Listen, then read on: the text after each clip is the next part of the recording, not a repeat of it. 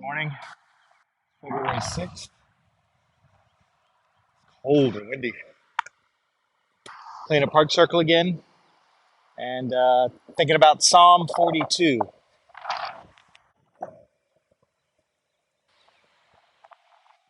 It starts with a fairly well-known passage expressing longing for the Lord and for his presence. The psalmist is emotionally exhausted and worn out and longs to feel the Lord's presence. It goes to a place I think would surprise many. He just turns over in a headwind.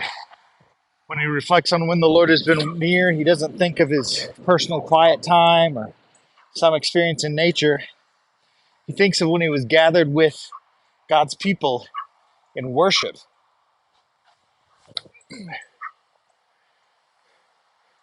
How many of us properly feel like that's when we're closest to God? The psalmist did. We then hit the refrain of the psalm that says, hope in God, for you will praise him again. Click. For God is his salvation.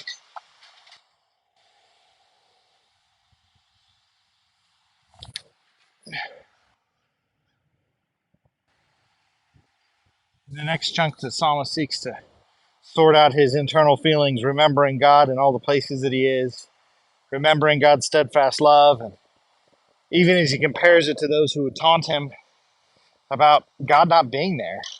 And he goes before God, and knowing God's steadfast love, he asks God, where is he?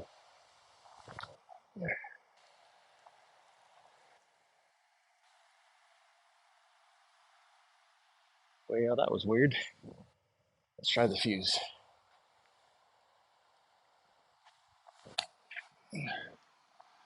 Yeah, headwind today.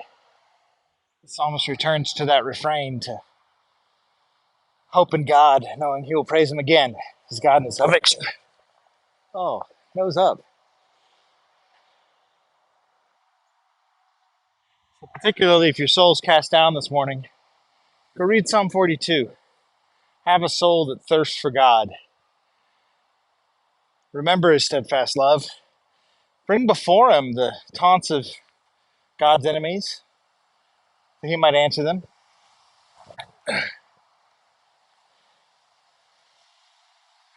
Well, it's quite the air cushion.